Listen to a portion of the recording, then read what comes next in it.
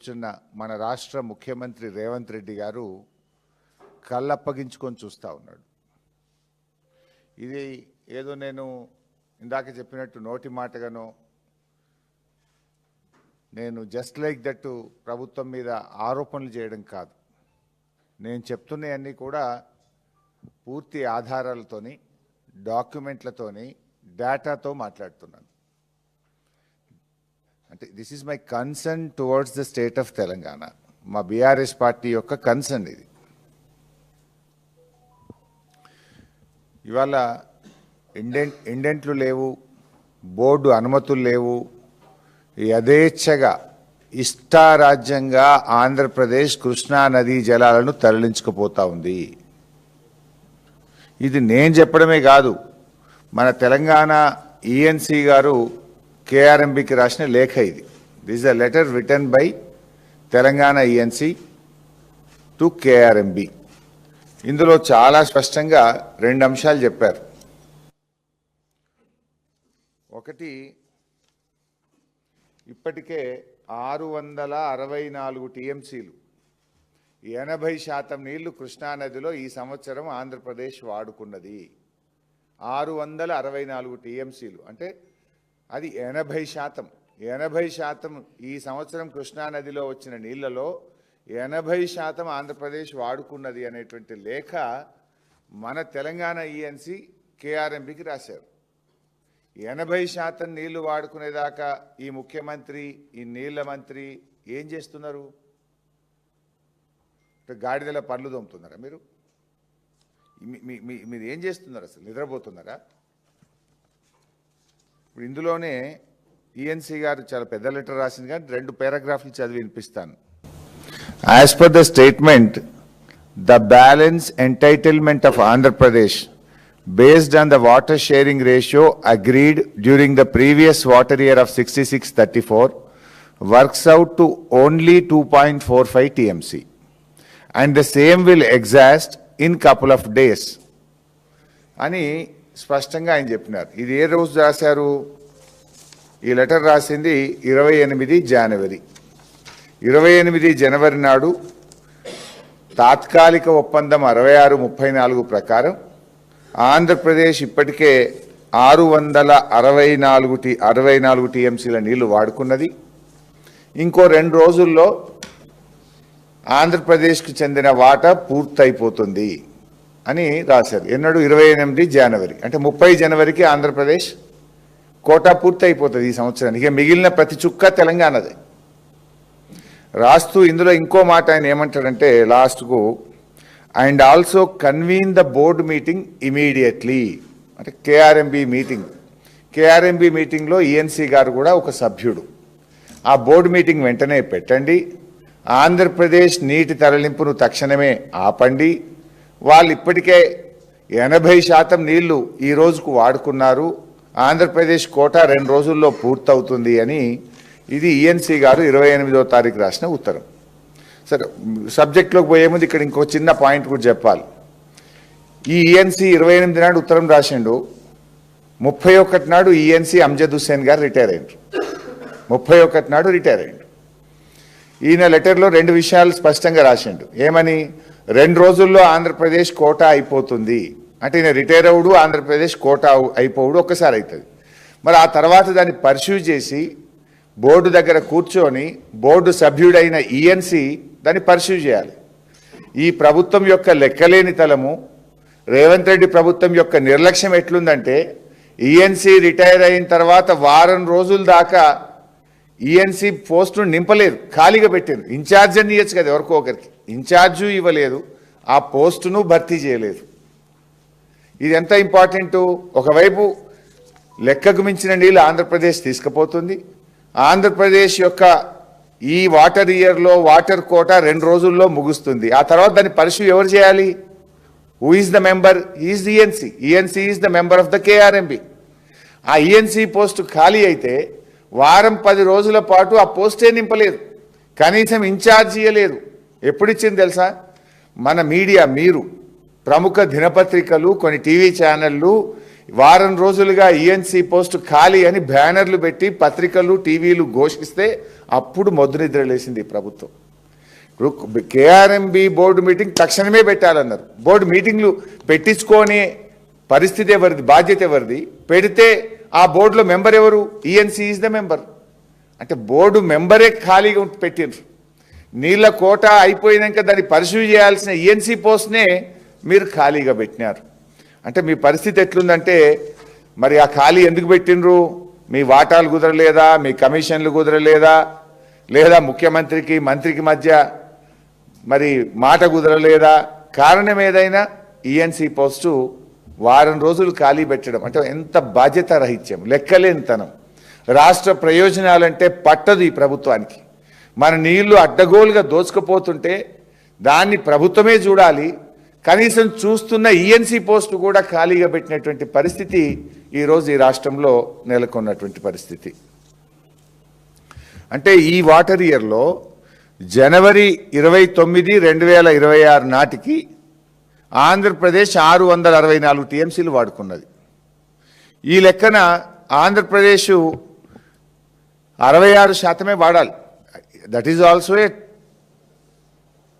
Temporary arrangement till Brijesh Kumar tribunal award pass అయ్యి మన రాష్ట్ర వాటే వచ్చే వరకు ఇది ఒక తాత్కాలిక ఒప్పందం. దాని ప్రకారమైన 66% వాడాలి. కానీ 80% వాడేసింది. 80% వాడేదాకా మీరు ఏం చేస్తుండ్రు? ఈ రేవంత్ రెడ్డి ఈ నీళ్ల మంత్రి గడ్డి వీక్తుండా? 80% వాడేదాకా ఏదో చేతులు గాలినాక ఆకులు పట్టుకున్నట్టు ఆల్రెడీ మొత్తం ఉన్న నీళ్ళని వాళ్ళు దోచుకుపోయినాక నీళ్ళన్నీ వాడుకున్నాక అప్పుడు ఉత్తరం రాసి చేతులు దులుపుకుంటారు. ఉత్తరాలు రాసుడు కాదు కదా, మన నీళ్లు మనం కాపాడి పెట్టుకోవాలి కదా, మన రాష్ట్ర అవసరాలను మనం జాగ్రత్తగా వాడుకోవాలి కదా, మన రాష్ట్ర హక్కుల్ని మీరు కాపాడాలి కదా. ఏమన్నట్టు ఉత్తరం రాసి చేతులు దులుపుకోవడం, అది కూడా మీరు దాని బాధ్యత సక్రమంగా నిర్వర్తించరు. ముఖ్యమంత్రి అపెక్స్ కౌన్సిల్ మీటింగ్ డిమాండ్ చేయండి, ఢిల్లీలో అపెక్స్ కౌన్సిల్ మీటింగ్ కోసం అడగండి. అది అడగరు, ఎందుకంటే ఆడ గురువు గారు ఉన్నారు కదా, ఈయనకు భయం. అంటే ఈ రకంగా అటు శ్రీశైలం నుంచి ఇటు నాగార్జున సాగర్ నుంచి రెండు వైపులా ఆంధ్రప్రదేశ్ నీళ్లు తరలించుకుపోతుంటే ఈ ప్రభుత్వం కళ్ళు మూసుకొని కూర్చున్నది. మరి మన పరిస్థితి ఏంది? ఇప్పుడు మనకు వాస్తవానికి ఇప్పుడు ఎండలు ముదురుతూ ఉన్నాయి. మనకు నాగార్జున సాగర్ ఎడమకాలు ఆయకట్టు ఉంది, మాధవరెడ్డి గారి ప్రాజెక్ట్ ఉంది, మనకు ఏఎంఆర్ ప్రాజెక్ట్. అదేవిధంగా హైదరాబాద్ త్రాగునీటి అవసరాలు ఉన్నాయి, దక్షిణ తెలంగాణ తాగునీటి అవసరాలు ఉన్నాయి. వీటన్నిటికీ నీళ్లు ఉండద్దు. రేపు మొత్తం ఖాళీ అయిపోతుంది. అటు శ్రీశైలం ఖాళీ అవుతుంది, ఇటు నాగార్జున సాగర్ ఖాళీ అయిపోతుంది. మన రాష్ట్ర హక్కుల్ని కాపాడుకొని నీళ్లు కాపాడుకొని ఈ ఎండాకాలం అంతా కూడా ఇటు పంటలకు అటు త్రాగునీటికి ఇటు పారిశ్రామిక అవసరాలను మన రాష్ట్ర అవసరాలను కాపాడుకునే బాధ్యత ఈ రాష్ట్రానికి లేదా? తాత్కాలిక ఒప్పందమైన మనకు 34 రావాలి. అరే ఆ 34 20% వాడింది ఈ సంవత్సరం, 20% వాడేసిండ్రు. మరి ఇంకా 14% మన రాష్ట్రం నష్టపోతుంది కదా. మీరు వెంటనే కేంద్రం మీద ఒత్తిడి లేరా? కేంద్ర మంత్రిని కలవడమో, కేఆర్ఎంబిని కలవడమో, అపెక్స్ కౌన్సిల్ డిమాండ్ చేయడమో, ముఖ్యమంత్రి స్థాయిలో మాట్లాడడమో. ముఖ్యమంత్రికి అసలే పట్టదు, మంత్రికి పట్టనే పట్టదు. ఇద్దరే అయిపోయింది. రాష్ట్రానికి గాలికి వదిలేసిండ్రు. ఈఎన్సీ పోస్ట్ కూడా నింపరు. ఇవాళ మీరు మన రాష్ట్రానికి ఇంకా 174 టీఎంసీలో మన కోటా ఉంది. ఇప్పుడు ఆల్రెడీ ఇవాళ ఎంత 10వ తారీఖు, ఈ రోజు కూడా 1.5 టీఎంసీ ఆంధ్రప్రదేశ్ తీసుకుపోతుంది. ఈ నిమిషానికి ఈ రోజు కూడా పర్ డే 1.5 టీఎంసీ ఆంధ్రప్రదేశ్ తీసుకుపోతుంది. ఈఎన్సీగా లేఖ ప్రకారమే ఇవాళటికే ఆంధ్రప్రదేశ్ తన కోటాకు మించి 16 టీఎంసీల నీళ్లు ఇప్పటికే తీసుకుపోయింది. అదనంగా 16 టీఎంసీలు తీసుకుపోయింది. ఈ రోజు కూడా నీళ్లు పోతా ఉన్నాయి. మరి రేపు మన పరిస్థితి ఏంది? మన రాష్ట్ర పరిస్థితి ఏంది? రేపు హైదరాబాద్ మంచినీళ్ళకి ఇబ్బంది రాదా? రేపు మా నల్లగొండ, ఖమ్మం, మా మహబూబ్ నగర్ రేపు పంటలు ఏం కావాలి?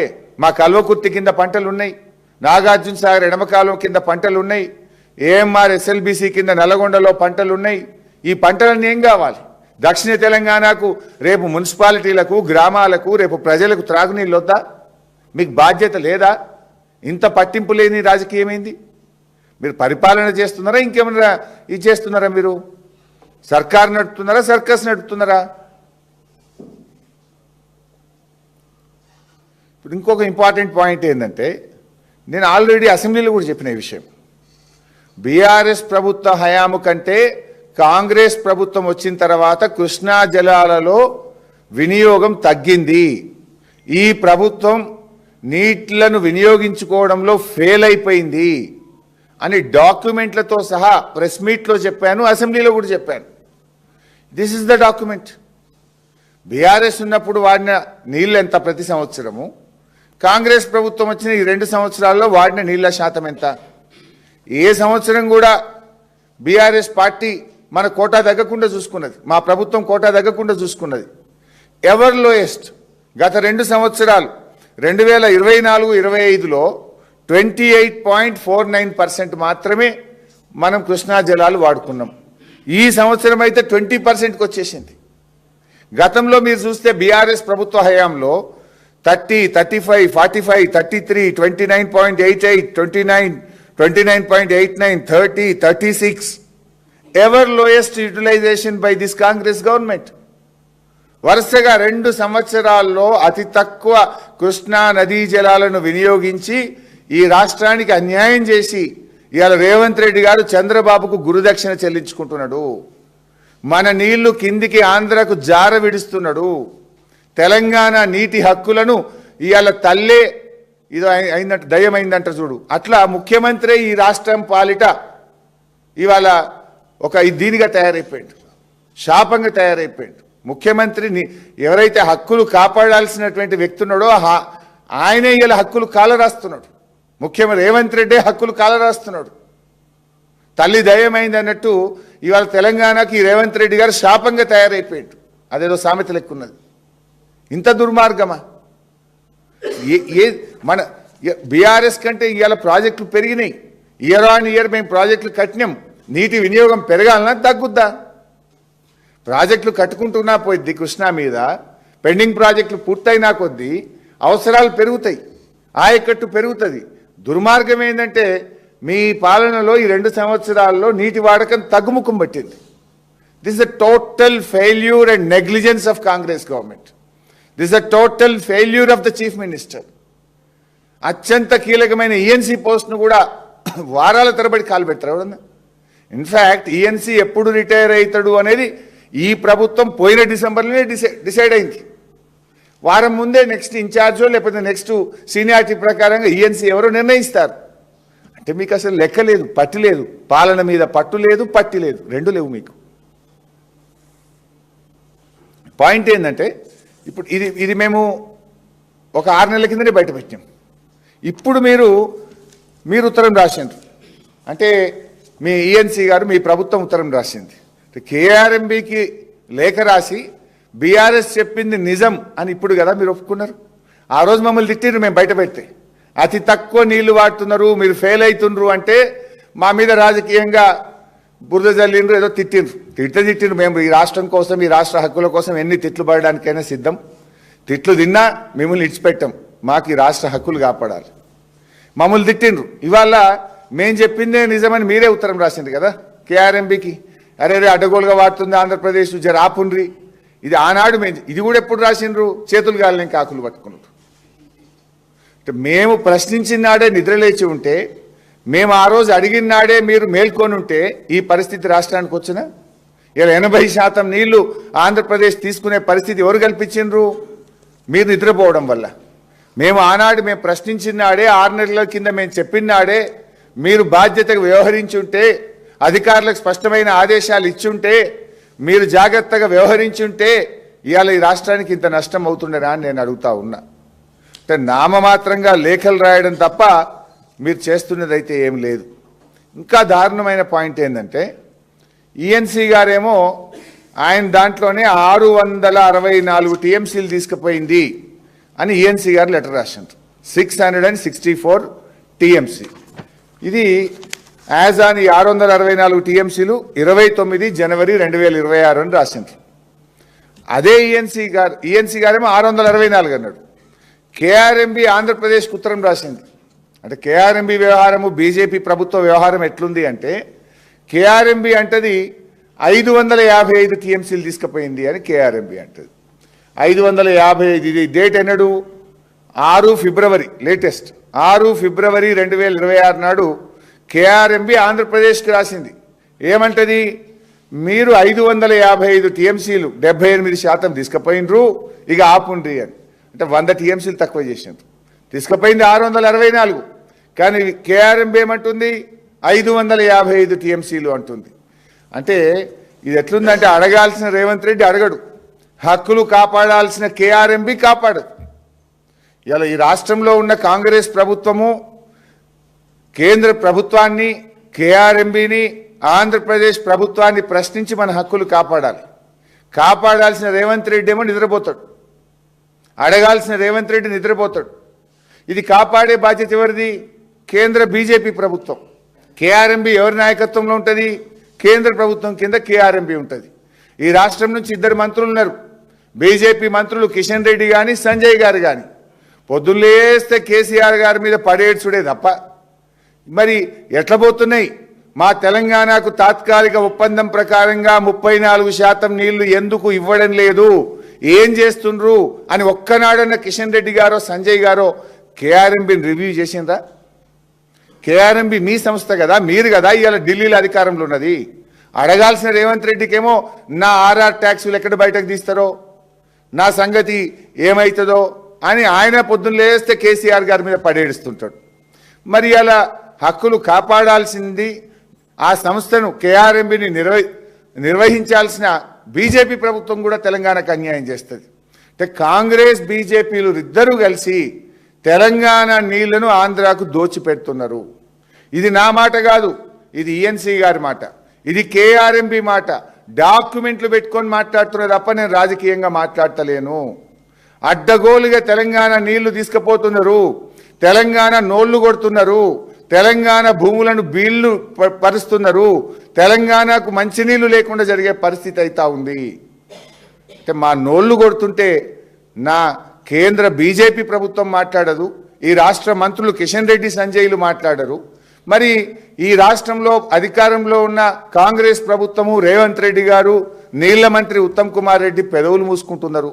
ఇది ఏంది? మీ ఇద్దరి మధ్య ఉన్న బంధం ఏంది? అంటే మీరు ఇద్దరు కలిసి తెలంగాణ బొండిగా విసుకుదాం అనుకుంటున్నారా? రేవంత్ రెడ్డి, కిషన్ రెడ్డి మీకు దోస్తాన్లు ఉంటే మీ పర్సనల్ ఏమన్నా చేసుకోండి, మీ వ్యవహారాలు ఏమన్నా కానీ. చంద్రబాబు నాయుడుకు రేవంత్ రెడ్డి మధ్య ఫెవికాల్ బంధం ఉండొచ్చు, ఉండని, మాకు అభ్యంతరం లేదు. కానీ రాష్ట్ర హక్కులు కాలరాసే హక్కు మీకు లేదు. ఈ రాష్ట్ర హక్కులు కాపాడాలనే కదా మీకు అధికారం ఇచ్చింది ప్రజలు. అధికారం ఇస్తే ఈ రాష్ట్ర హక్కులను ఆంధ్రాకి ఎందుకు రాసిస్తున్నారు? రేవంత్ రెడ్డి రాసిస్తాడు, బీజేపీ ప్రభుత్వం కళ్ళు మూసుకొని చూస్తూ ఉంటుంది. ఈ రెండు ప్రభుత్వాలు, కాంగ్రెస్ బీజేపీలు కలిసి ఇవాళ తెలంగాణ హక్కులు కాలరాస్తున్నారు. తెలంగాణ నోటికాడ బుక్కను ఎత్తగొడుతున్నారు, తెలంగాణ నీళ్లు ఆంధ్రాకు దారాదత్తం చేస్తున్నారు. మేము దీన్ని చాలా తీవ్రంగా ఖండిస్తూ ఉన్నాం. తక్షణమే దీని మీద స్పందించాలని, ఆంధ్రప్రదేశ్ నీటి మళ్లింపును నిలిపివేయాలని, క్యారీ ఫార్వర్డ్ కింద తెలంగాణ నీళ్లను సాగర్, శ్రీశైలంలో ఆపి పెట్టాలని చెప్పి మేము ఇటు బీజేపీని, కేఆర్ఎంబిని డిమాండ్ చేస్తూ ఉన్నాం. ఒకవేళ ఈ సంవత్సరానికి వాడుకోంగా ఏమైనా మిగిలితే క్యారీ ఫార్వర్డ్ విధానం ఉంటుంది. సాగర్లో, శ్రీశైలంలో ఆపెట్టుకుంటే వచ్చే వానకాలం పంటలకు, నారుమల్లకు ముందుగానే నీళ్ళు ఇచ్చుకునే అవకాశం ఉంటుంది. దురదృష్టవశాత్తు వచ్చే సంవత్సరం కరువు వచ్చినా మన నీళ్లు మనకు అక్కడ ఉంటే మంచినీళ్లకు హైదరాబాద్కు, దక్షిణ తెలంగాణకు ఇబ్బంది లేకుండా ఉంటుంది. మీరు ఎట్లా వదిలిపెడుతున్నారు? ఎంతసేపు కేసీఆర్ గారి మీద పడేడ్చుడేనా? ఆ బీజేపీ వాళ్ళు కేసీఆర్ గారి మీదనే పడేడుస్తారు, కాంగ్రెస్ వాళ్ళు పొద్దుగాలేస్తే కేసీఆర్ గారి మీద పడేయడము, కేసీఆర్ గారు జపం చేయడమే రేవంత్ రెడ్డికి. చిచ్చాట్లు పెట్టుడు, ప్రభుత్వ పైసలతో ఎన్నికల ప్రచారాలు చేసుడు, కేసీఆర్ గారి మీద పడియేయడమేనా? రాష్ట్ర హక్కులు కాపాడరా? మీకు బాధ్యత లేదా? మీరు కుర్చీలో కూర్చున్నది మన రాష్ట్ర హక్కులను ఆంధ్రాకు దారాదత్తం చేయడానికా, మన హక్కులు కాలరాయడానికా? నీకు ఆ హక్కు లేదు. మీరు అట్లా చేస్తుంటే, రాష్ట్ర ప్రయోజనాలు దెబ్బతింటే బీఆర్ఎస్ పార్టీ చూస్తూ ఊరుకోదు. అవసరమైతే బీఆర్ఎస్ ప్రత్యక్ష పోరాటానికి సిద్ధమవుతుంది. త్వరలో కేఆర్ఎంబి ఆఫీసును ముట్టడిస్తాం. అవసరమైతే మా ఎంపీలు కేంద్రంలో జలవనరుల శాఖ మంత్రిని కలిసి, బీఆర్ఎస్ ఎంపీలు తెలంగాణకు జరుగుతున్న అన్యాయం మీద కేంద్ర మంత్రికి చెప్తాం, పార్లమెంట్లో కూడా ఈ అంశాన్ని గట్టిగా లేవనెత్తుతాం. 8 ఎంపీలు కాంగ్రెస్ గెలిచినా, 8 ఎంపీలు బీజేపీ గెలిచినా తెలంగాణ హక్కులు కాలరాయబడుతుంటే కాంగ్రెస్ ఎంపీలు పెదవి విప్పరు, బీజేపీ ఎంపీలు రాష్ట్ర హక్కులు కాపాడరు. ఇది ఎక్కడి అన్యాయము? బట్ అయినా బీఆర్ఎస్ రాజ్యసభలో మాకున్న 4 ఎంపీలు రాజ్యసభలో ప్రస్తావిస్తాం, కేంద్ర ప్రభుత్వం దృష్టికి తీసుకుపోతాం. బీఆర్ఎస్ ఆధ్వర్యంలో కేఆర్ఎంబీ ఆఫీసును ముట్టడించి మేము ఒత్తిడి పెంచుతాం. ఈ రాష్ట్ర హక్కుల కోసం బీఆర్ఎస్ పోరాటం చేస్తుంది. Thank you.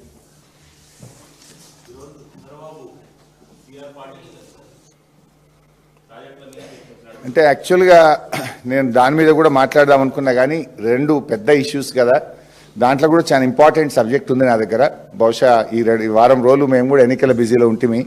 రేపు ఎల్లుండి ఈ గోదావరి పెన్నా బేసిన్ మీద ఇవన్నీ విషయాలు కూడా కొన్ని ఇంపార్టెంట్ ఇష్యూస్ ఉన్నాయి. దాని మీద నేను మళ్ళీ 1-2 రోజుల్లో మాట్లాడతా. ఇంకా చాలా ఉన్నాయి. టెలిమెట్రీ కూడా ఉంది.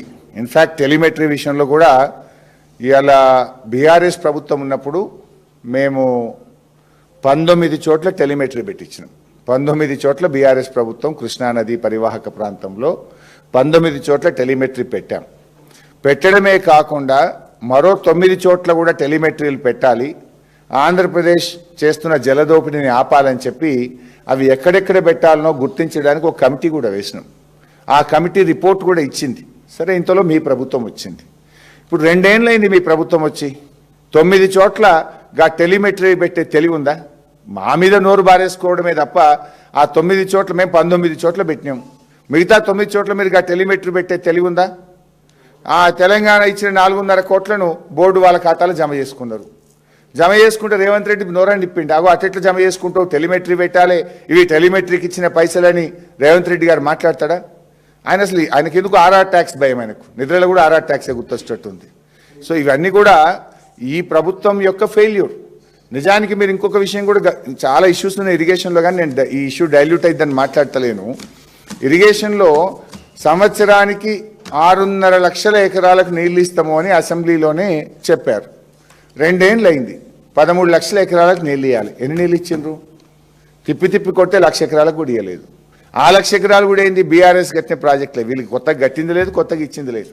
బీఆర్ఎస్ ప్రభుత్వ హయాంలో కట్టిన ప్రాజెక్టుల కొనసాగింపుగా వచ్చిన 1,00,000 ఎకరాలే తప్ప మీరు చెప్పిన 13 లక్షల ఎకరాలకు ఇచ్చింది 1,00,000 కూడా దాటలేదు. టోటల్గా వీళ్ళు ఫెయిల్ అయిపోయినారు. పెండింగ్ బిల్లులు ఇచ్చుడు, కమిషన్లు కొట్టుడు తప్ప పాలన మీద పట్టు లేదు. రాష్ట్ర ప్రయోజనాలు కాపాడడంలో ఈ ప్రభుత్వం పూర్తిగా ఫెయిల్ అయింది. Thank you.